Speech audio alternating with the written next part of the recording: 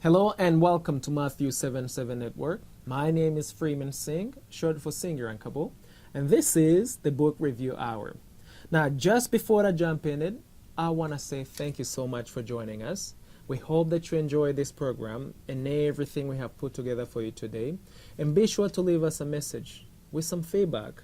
Let us know what you love the most, but also how we can improve it. By the way, if you are a writer or a publisher, we'd love to invite you to our studio. We want to know what you're working on, what project you got cooking, so we can promote you and get you right in front of the world. That way we can all get to know what you're working on. So be sure to get in touch with us. We would very, very much love to have you here in our studio. So today I've got the pleasure of meeting Dr. Nathalie Djonda, and she's releasing a brand new book called Africans in the West. Now, for those of you who don't know about this brand new book, she speaks about the problems that the African experiences in the western region of the world, also known as the Occident. This book has so many awesome topics that she's talking about. Topics such as the culture. You know how the culture is such a feisty topic to discuss. She talks about marriage. You know, you marry people.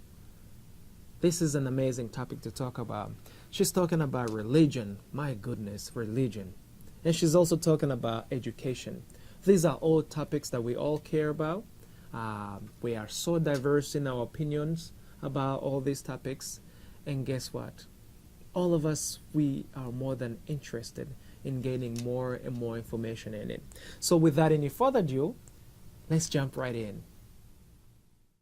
Thank you so much for joining us, Nathalie. It's really a pleasure to have you. Thank you for inviting me. And I really want to get started because we have so much to talk about with your new book. Yes. And can you tell us, especially those who do not know, what is this book about? And I don't want to give the title because I want you to tell them exactly what's with this new book. What is the book about? Okay, so thank you for inviting me. I'm so blessed to be here today. My book talks about Africans in the West, and I have it in French and English. Africans in the West. I want to advise somebody out there because, you know, I have like 6 chapters. The first one is culture. The second is religion. The third is education. And also I try to explain, talk about Africans' behaviors in the Occident and talk about friends. So the religion, I will start with the religion. The religion part is that, you know, the way we fast and we pray in Africa for us to travel. So it can be a Christian, Muslim, or even those people who don't go to church. You know, the way we went before we travel, we act. Oh God, I want to do this. God, I want to do that. As soon as we travel, it's like taking a plane, make us change our mind. And God has to be, we have to be faithful to God and we have to be thankful to God.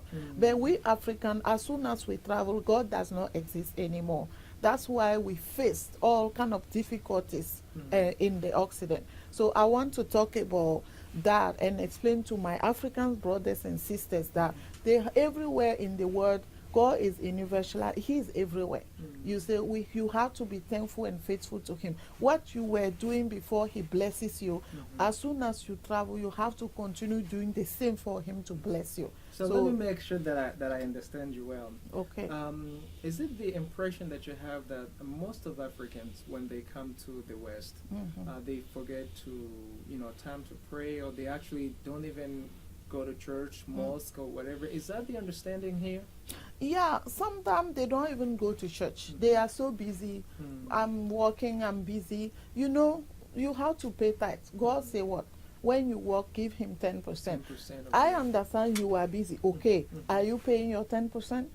At least, do you have a church? Are you serving in the house of the Lord? And this is what you have to do before God blesses you. And you are showing God that you are thankful to Him. Are you thanking Him for bringing you abroad, or now you are too busy to even see God? So that's why you will see some people here, 20 years, 30 years, their life will never change unless they come back to God. And I want them to understand why they are facing a lot of difficulties.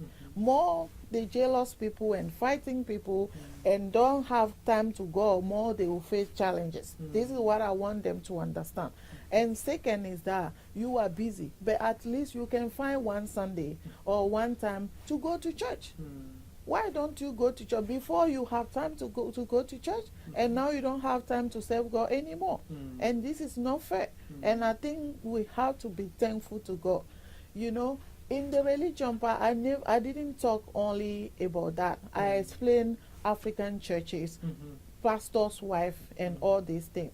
You know, in Africa, when you are a pastor's wife, you have to be humble. But in the Occident, pastors' wives are destroying their husbands' ministries. You How are so? pastor wife, you have to be humble. Yes. Yeah, I think you have a question for me. Yes, I wanna ask you a little more. How do you think the pastor's wife are contributing to the destructions of the churches? Yeah, the things is pastor's wife, they don't respect their church members. First, and second, they are not committed to Christ. I think sometimes it's not all of them, but most of them. I'm glad that you say Yes. that, because I know Not that all there of will them. be some of them who will feel offended. Yes, no, that no, you're pulling them it's in one not, category. because I think the time has come for people to understand, even pastors' wife or pastors, somebody has to open their eyes. So when you yourself a pastor, you see the way pastors pray and fast in Africa before they choose their wives. Here they just follow money and beauty. So when you say you are a pastor, for example, a deliverance pastor, big prophet, you go and follow money and beauty. Money and beauty will come and help you in your ministry. Not at all. But that's why their church face challenges, and they have to understand that. And if, you, for example, you choose a wrong wife, you yourself, you know, she come in the church. First of all, when she's wrong, she will never help you in your ministry. She will come and show beauty and whatever, and talk to down to church members, treat them like they are nothing. You know, not humbly in the church, facing, stopping people even to come to you to pray for them.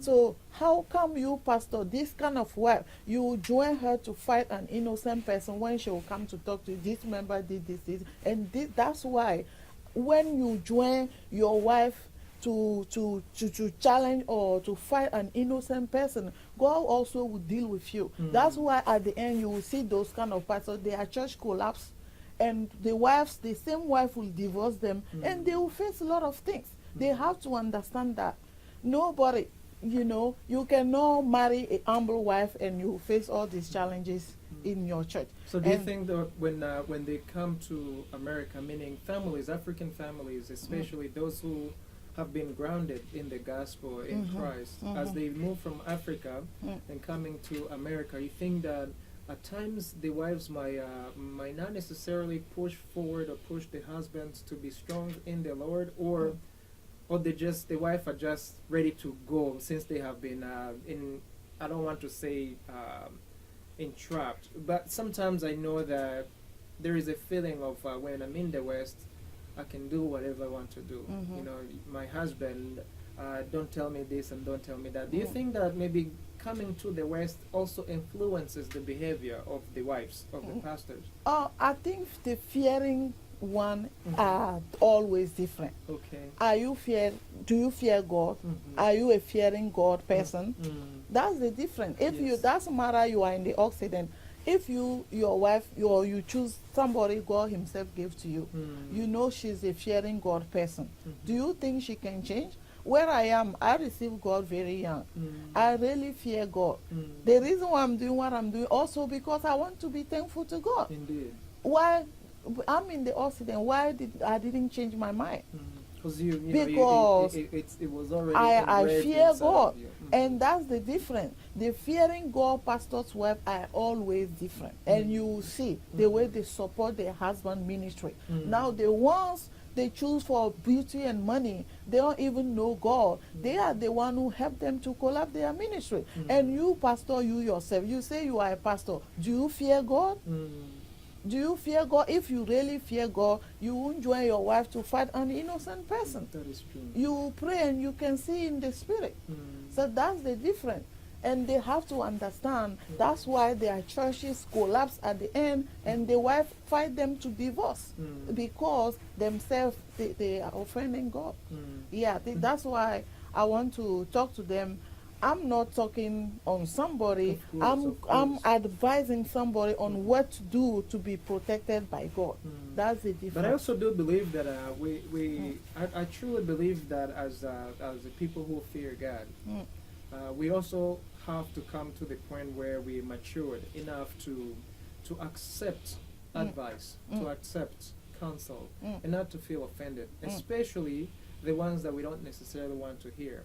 Now, I know I don't want to give away this chapter of religion, but I know that there are certain things that you have told the readers about maybe a little bit of advice. Can you just tell us a little bit of what is it that you have provided as an advice on the religion, especially to the wives of pastors whom you speak very critically about? Yeah, the pastor's wife has to understand that before you marry a pastor, you have to understand that he's exposed everywhere. Because this is his calling.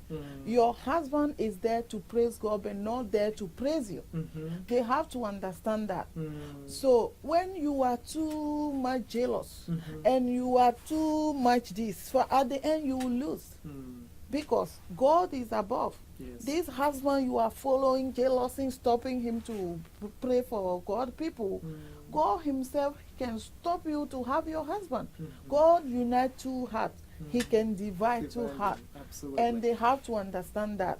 God puts you there. You have to be humble and thank him every day. Amen. Support. Amen. And be a mother for your church members. Don't be there to fight them and only money your issue. No, that won't be the... I like what you just said. Be a mother for the church members. Yes, Wow. be a mother of the church members.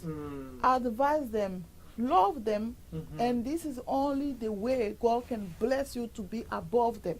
By fighting them, stopping your husband to pray for his people, that won't help you to go forward. Because when you put God first, you will never regret it. And the husband also has to know God called him to bless him and put him first, not to praise his wife. You see, you have to love your wife. Yes. You have to respect her. Give her everything she needs. But when it comes for God, you put God first. On it. You see? And this is the mistake, or that's the mistake pastors are making in the Occident. Ladies and gentlemen, there you have it. We don't want to give you too much of what's in the book because we want you to bless her. We want you to bless Dr. Nathalie. She has worked so hard to produce this wonderful book. It has a lot of advice. So please make sure that you do get this book. Now, I also want us to talk about a culture. Okay. Africans in the West. Yes. Now, when you talk about culture, it's a big thing. And I know that Africans have so many different cultures, and also they coming to the West, which is another culture that has to be added to it. Yes. How in the world did you even come to approach this subject of culture? Why would you even want to bring it on the table to begin with? Yeah, you know, first of all, this book, I didn't put it with my own strength. And I dedicate it to God because He is the one who opened my eyes and my mind to put it out there for somebody also to benefit with. You see? So we have to understand that African culture is different, not too much, but it's still different than Occidental culture, the Western culture. So in African culture, we were born in our culture and we don't have anything to learn. But when we travel, we are coming in somebody's culture, we have to learn. Yes. And we have to understand the culture for us to live better. So if, for example, I'm in United States, I know that I need English, right? And I know without understanding or speaking English, I cannot move forward. That is so true. Why don't I take little time to learn English or to go to school or do something to speak better English to understand people? That's the culture. Improving yourself. Improving yourself. And also, we talk about culture. We know that in African culture, we don't have to call somebody before we visit. But here, we have to make appointment. Yes, indeed. Why don't us try to understand it that way for us to live better? You see? So we translate the culture bad because we don't want to understand and learn it. And now we are using it against our brothers and sisters, saying that because we are in America or in the Occident, that's why we are nasty. No, Occidental culture is not nasty. We ourselves, we don't understand it. That's why we translate it negatively the way it is and fight out each other. So do you think that we should say, we should follow the saying that in Rome you do like the Romans, which would in this conversation, for those, you know, for those who are in America, you simply just behave like Americans, put aside your culture, or you have to balance? What is your take on that? I think you have to balance because Africans, you will be African until you die. Your color will show you are African. Even though you live in Occident or you were even born in America or in Europe or somewhere, you will still be African because you come from African background. And we have to understand it like that. You know, we have to balance. Take the good things and let the bad things. You see, in Africa, you have to respect your mother and your father. Why in the Occident you cannot respect your father anymore? I actually Occidental culture didn't tell me to slap my mother. agree. But you know, I do believe that we do have some universal culture. Things like respecting your parents, things like, you know, respecting your elders, your parents. That should be a universal culture. Whether you are in Africa, whether you are in the West, whether you are in Asia, I think that's something that you ought to have. Yes. And for our kids, or our brothers, our cousins, our sisters, if any one of us doesn't have that, then oh my goodness, then it's a shame. I bet if the person would tell you, because I'm in America, that I can slap my mother. Hey, But that's the mistake we African we are making in the Occident. We know, like, did you know the way we praise or we respect our elders in Africa? yes, Here, do we have time for them? not really. How Very maybe few, I would say. we are very few, not all of them, but most of them. Oh yeah, I'm in America. I can talk to my uncle anyhow. Anyway, And the Bible say what? You have to respect your parents for you to live longer in this earth. yes, yes. So why are we surprised when things are coming against us? Not only in Africa we have to be polite. Here too we have to be polite. Yes. And you are polite, you will be blessed. Everywhere everybody will love you. Yes. But doors will be open for you. And we have to understand the culture. We have our way to love each other in Africa. They have their way also to love each other here. So why don't us balance? We learn, we join with what we have, and we respect people better. We live better. And that's a people we make the kind of mistake. Yeah. So do you think the West should also learn our culture, our African culture, so to speak, or they can just, you know, we found the West, we have to just use whatever it is that they give us? What do you think? You talk about Africans who live here. Yes. If they have, no, they don't have to take what they give us. They give them. They just have to balance it. Take the good ones and leave the bad Leave ones. the bad ones. But here we only take the bad ones and we let mix the it. good ones go. Oh, And that's why you see us African, everybody hate each other. Here, do you think they hate each other? Occidental culture doesn't say that. Well, mainly because they're Ah. too busy to hate each other. Even those who hate each other, they hardly see each other. Because if you're working 16 hours a day, let me put it this way: if I'm working 16 hours a day, I don't have time to come and fight with you, my sister, because for once I'm coming from work. I am tired. I am grumpy. I need to go to bed. I don't have any time to fight with you. Yeah. But and I think that's probably one of the biggest reasons why the Westerners they don't have time for each other. Therefore, even the culture that we fighting so hard to hold on to, especially that you're encouraging us to hold on to in your book, sometimes we even lose it because we don't have the time to interact with one another and to learn and to appreciate some Yes. things that really comes only through culture. Yes. Yeah. So what do you have to say to not just the Africans? Because I do believe that culture it transcends the race. It transcends the skin of the color. What would you have to say to our listeners and who especially are gonna be reading this book? Yeah, this book is for everybody. Mm-hmm. So for Africans, for Mhm. them to know how to live better in the Occident, Mm. for other countries or other races, for Mhm. them to know how Africans operate. Mm. Do you understand? Yes. Because this is their way to learn African culture too, Mhm. through this book. Mhm. Yeah, so I made this book for everybody, not Mm. only for Africans. Amen. Somebody will learn from Mm. this book how to deal with Africans while they are in the West. Mhm. Yes, That is that's good. yeah, that was the reason why Good. I put this book. Good. And now there's a big one here, marriage. Mm. Because I know when we talk about marriage, especially in the West, so Mm. many marriages have been falling apart, Mm. and others are falling apart even as we speak. Mm. And it's very sad because marriage is supposed to be sacred. Mhm. I believe in marriage, and I know that it's Mm. not something to enter lightly. Mm. You have to be careful and you have to take your time with it. Mm. What is it that you have to say about marriage? Yeah, marriage.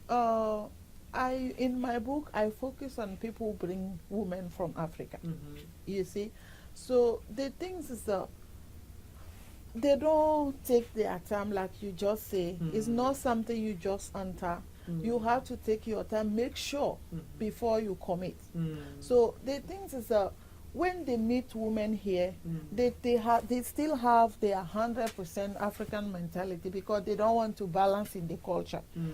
African culture, you can marry 2, 3 wives or even beat your wife. Nobody can. Mm. But in the Occident, you have to respect your wife. Very true. So because of that, here people, Africans who live here, they know they cannot mistreat them like the way they used to do in Africa. They will just go and ask somebody, bring me a woman from Africa with the intention that, okay, when she come, I will be the boss in the house. Mm.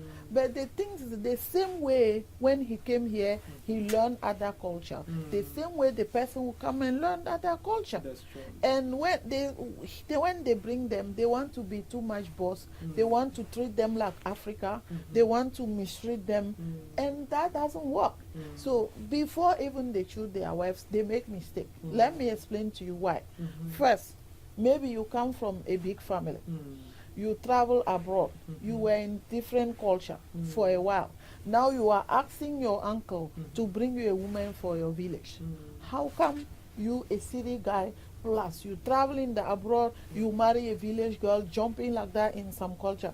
Do you think that can work? Well, I believe that for once, that it can work, but in most of the time, there's so much incompatibility. Yeah, that's what I'm saying. Yeah, and I do understand that because if you spend so much time in the city and the other person spends so much time in the village or somewhere less developed, there will always be certain conflicts. And plus, you are educated. Yes, and I do see what you are saying. But Yeah. now, for the record, though, I condone men who beat their wives. That is ungodly. So, But Africans beat their wife in the Occident like they used to do in Africa, and they don't want the wife to say. any man, whether you are in Africa or in an Occident, who's beating your own wife, we need to come and get you. It is not right. It is ungodly. Oh, okay. And also the moms, these mothers, these women, you shouldn't really keep it quiet because that is an abuse. That's abusive, and I don't think that whether we are in Africa or anywhere else around the world, we should not be condoning.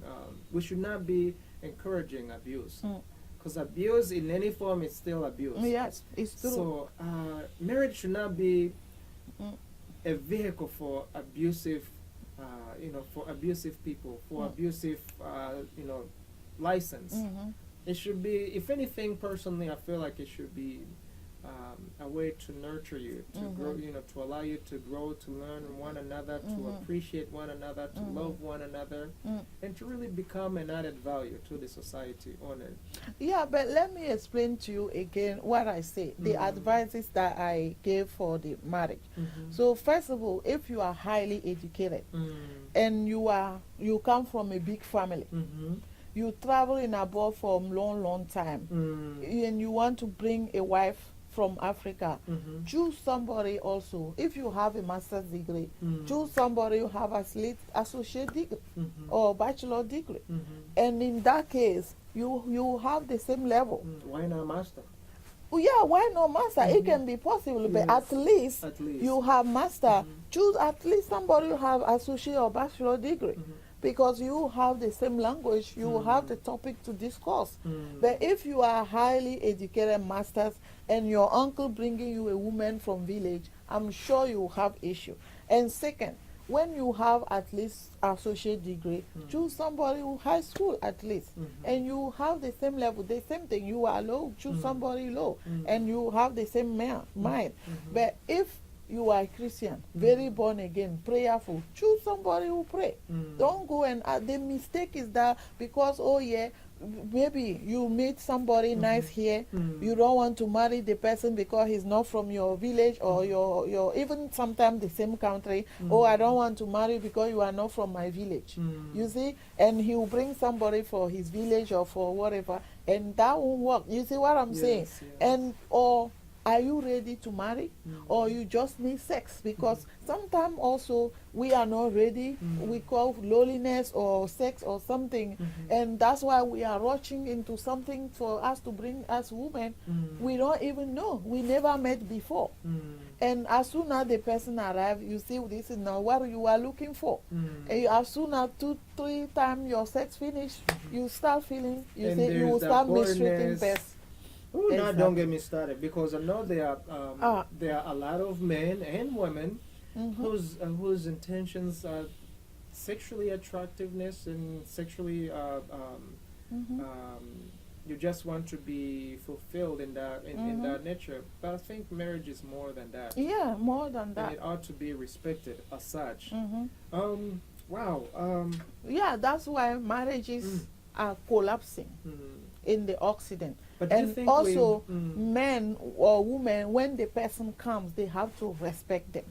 They don't respect them. Everybody wants to be respected and praised. If you praise your wife, hey, my wife is this, my husband is this, who don't like it? Everybody like it. Of course. But if you wake up every day, you slap the person, you beat the person, but the person will go. Yes. That's why you see them, they complain, I bring her, I spend a lot of money, she came and she left. But you know, who are you condemning? I know that when it comes to marriage, for some people, they say 50-50. Others say it's either or nothing. And there are those who say it's 100% and zero. What is your philosophy on marriage? Well, first of all, I'm a Christian, and I think it's everywhere, Christian or not. What the Bible says, men have to take care of his wife, right? Yes. And what the Bible says, the wife has to respect the husband. So man has to love his wife, and husband has to love his wife, and wife has to respect the husband. And the husband is the head of the household, right? So here in the Occident, men want to be the wives, and the wives want to be the men. You see? So because you want her to be the man, she has to pay the rent, she has to do everything, and you will be surprised at why she doesn't respect you. Now let's talk about that a little bit, because I know that yes, a man should always be the provider for his family, because the Bible said so. But at the same time, especially here in the West, there are those instances where the husband doesn't have a job, especially if he just came from Africa and he's learning the ways of the West. The wife has been here maybe for years. She has a great job. She's able to provide for the family. What advice would you give that man, not to feel inferior to the wife, but also for the wife not to feel, not to disrespect or to feel like, you know what, you're nobody now, because you're bringing nothing on the table.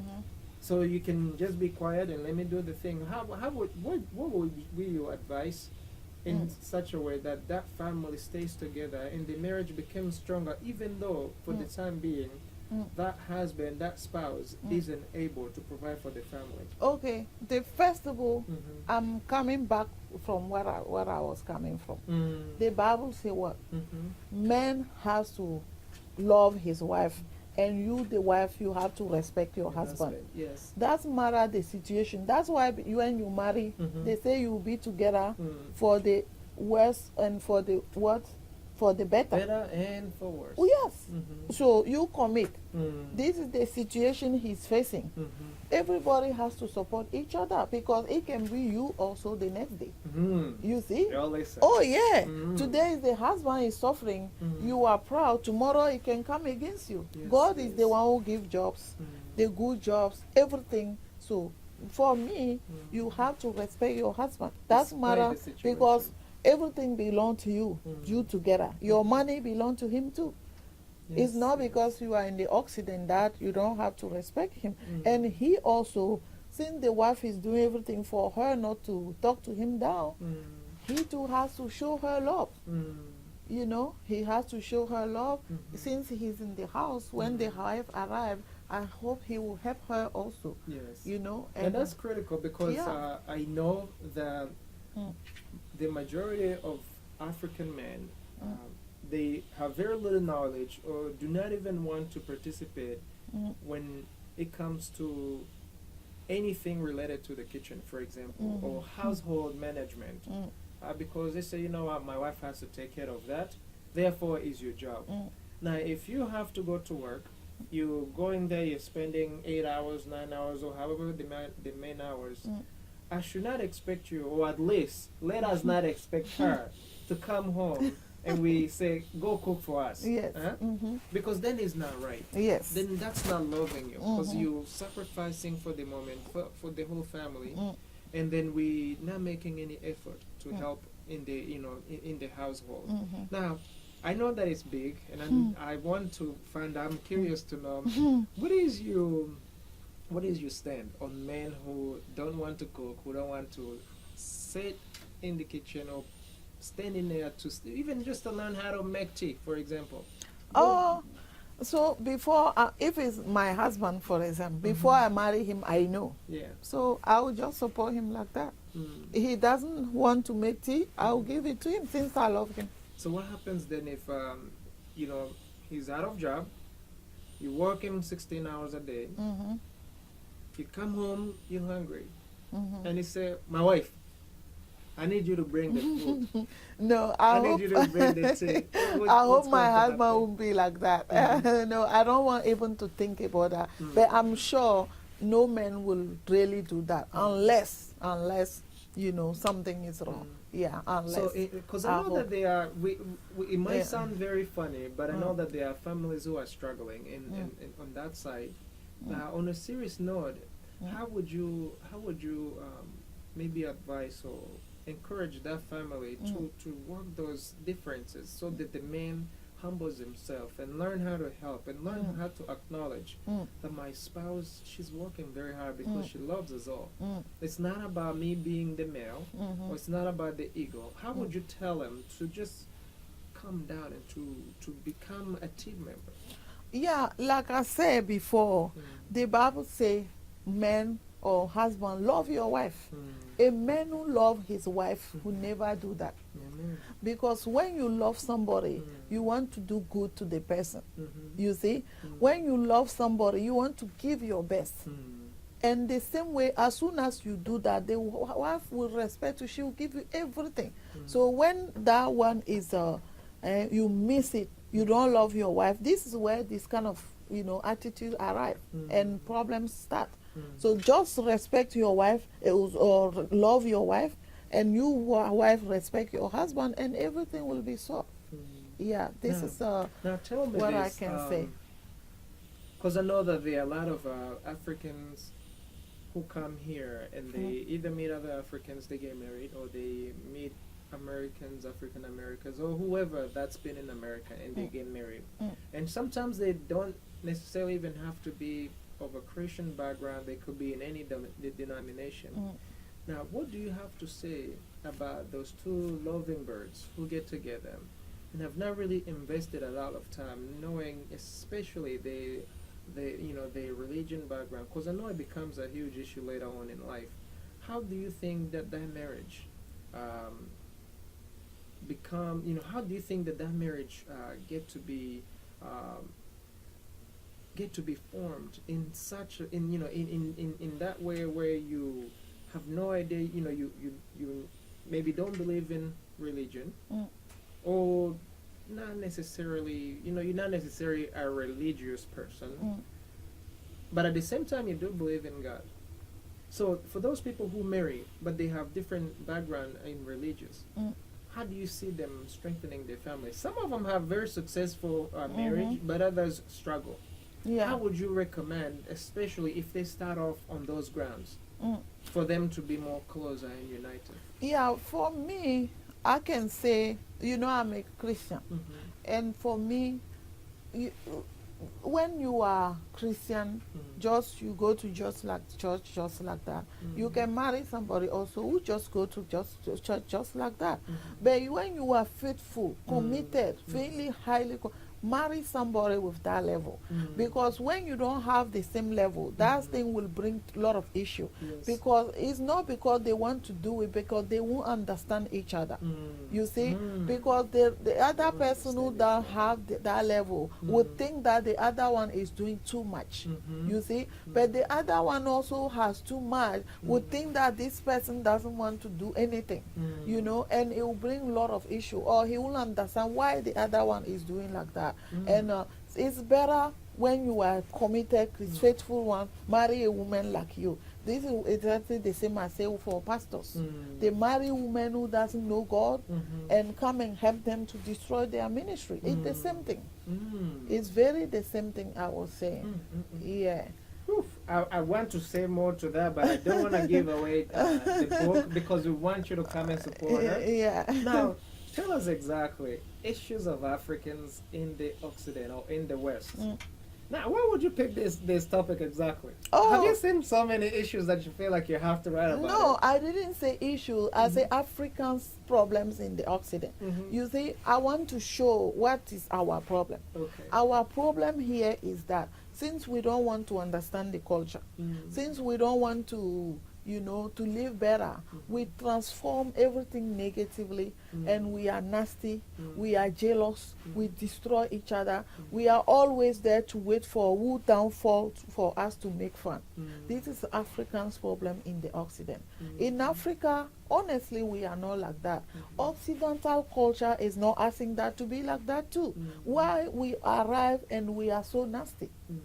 That's What do you the think problem. that's the case? What do you think maybe influence most people to become? to Nothing change? influences us. Mm. Nothing influences us is our own interpretation of the culture. We think that's why I say people here have their way to love each other. We too in Africa, we have our way to love each other. Now to live better, we have to understand the way they love each other for us, and compare what we have to join together and love each other better. So we think, okay, because we are in America, oh yeah, I can jealous you anywhere, anyhow. And we don't want to see somebody's success. This is not right. In Africa, we are not like that. And here, nobody is like that because they support each other to be successful. So do you It's- think we project the wrong image to our Western new homes? Yeah, we project a very bad image. Mm. Very, very bad image. In Africa, we try to be one. As soon as we travel, we start fighting each other. Look at my country. I'm from Togo. In my country, if when you are from south, you don't love somebody from north because this kind of whatever. You see? Now, is that a Christian thing to do? No, it's not Christian thing. It's our own thing. We think, okay, we are in the Occident. That's why we can act anyhow. But Yeah. that's It's nasty. And it's not only for Togo. It's all everywhere. You from Rwanda, I think. And I'm sure it's the same. And in Togolese area is that, oh, when you are Togolese, it's like you are a nasty person. I see you, I pass here, I pass here. Why? But and I know that we might Yeah. be veering off a little bit from your book, Mhm. but I know that because of the experience and the background that we have gone through, especially most of these African countries, they're going through turmoils, and they have so much history that sometimes you're not very proud of. So if someone says, "Oh, you're Togolese," I don't want to be associated with a Togolese. There is usually that something within you that you're fighting with internally, and you don't want anybody to even know that you're fighting with it. Instead of asking for help. So I think, like you said, this is one of the biggest problems that can really help us destroy ourselves, and it actually help us to short change or to short sell ourselves to the West, because we're no longer proud of who we are. Yes, And it's we true. and we don't even want to mention who we are, because we don't know. You might judge me, I might judge you, but at the end of the day, we're building more of a problem in a foreign country than we were. Now, how do you think we need to resolve that? Or how do you better see a resolution that's more conducive, godly-like for our brothers and sisters? Yeah, we have to understand the culture that we are in and understand that Occidental culture is not telling us to be nasty. So as soon as we understand that and we put also God say love each other, I think all this problem will stop. Because even in churches, you will see the same thing. Because what? It's not God, but because we translate the culture bad, we live bad, and we are nasty. And we don't have to be like that. Yeah, we don't really have to be like that. So what role do you feel that the men and women of God, specifically the pastors, because I do believe that you are women of God and I am a man of God. Yeah. But those who have the burden of guiding the members, the sheeps, what do you think they ought to do, specifically when it comes to different problems that we are having here and we find it so difficult to deal with? Oh, but doesn't matter you are pastor or not. Everybody, almost every African in the Occident, they don't understand the culture and they act bad. In Africa, for example, when you have issue, you can go to see the pastor and the wife, they are like your parent, father and mother. Here sometimes, as soon as you go and talk to a pastor or his wife, tomorrow you will hear it somewhere. Everywhere. You see? That's Because not of godly. what? Because we think Occidental culture is asking us to do like that, but this is not true. You see what I'm saying? Yes. Yes. This is not true. Gossip. So Gossip yes, and, gossip and all these betraying the trust Yes. that you normally have for these elders, Yeah. for the people you see as if they are our parents. things. Yeah, and that's why I say, you know, I used to live in Paris for a while.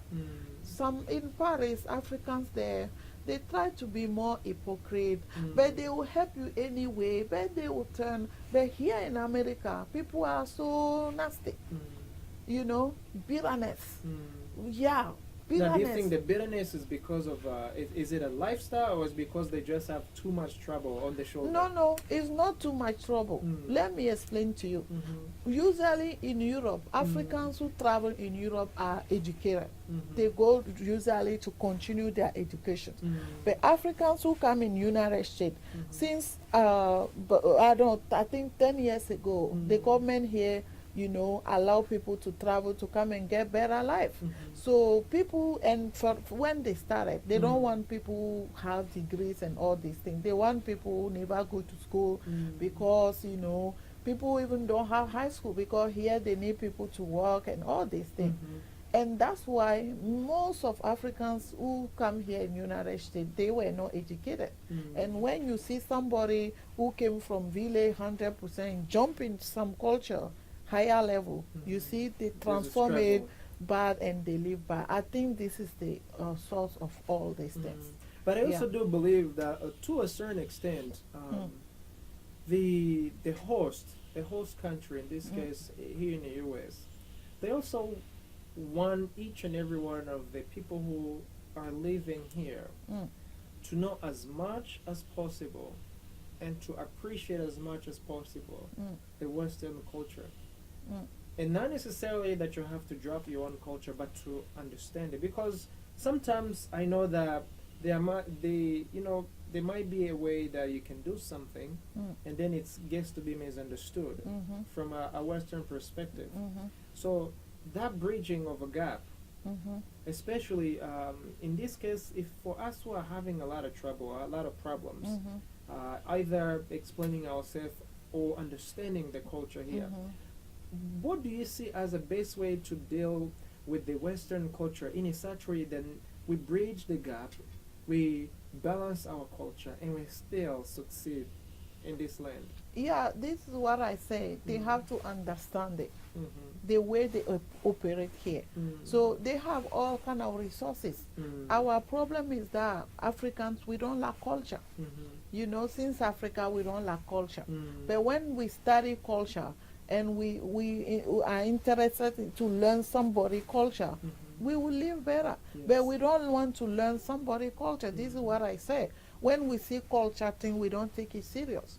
We have to go to libraries, go to where we can find information, you know, to have better knowledge. But we don't do that. Could that be We just ignorance jump. or ego? No, because you in We think our we're better. countries we Mm. don't like culture things. When you see culture thing, you don't take it serious, and we grow up with, and that's why we come to another culture. We don't want to learn because our Now original. that's profound. Which Yeah. in another word, it's saying Mm. the education in Africa does not promote culture. Is that the understanding here? Yeah, Africa, you see, we don't like culture. When we see somebody doing culture thing, we don't take it serious. And when we come here, we don't want to learn because we We've have that never- weakness before. We don't want to learn somebody culture for us to grow up.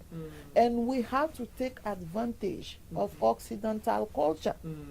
You see, in Africa, it's difficult to have a high school. But here, It's easy. very easy to be a And doctor. it's free in most And cases. it's free. Mhm. But why don't ask if you know you don't have a high school in Africa? At least if you were even in elementary, you can pass a GED here to go to Yes. the university. Yes. But and it's free. But it's still our problem. We don't want to take advantage. So we need someone who care enough to guide our young men, our young women to pursue education, to pursue ways of bettering themselves, so that we are more successful, more highly active here in the States, and eventually also better, better neighbors of one Yes. another on it. Yeah. Mm. Yeah. I think we are done. Now, Dr. Yeah. Nathalie, thank you so much. I know that we've taken a lot of time.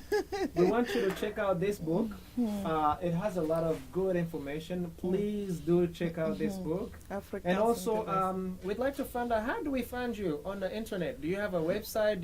Oh, How do yeah. people get in touch with you? Yeah, I have a website for the book. It's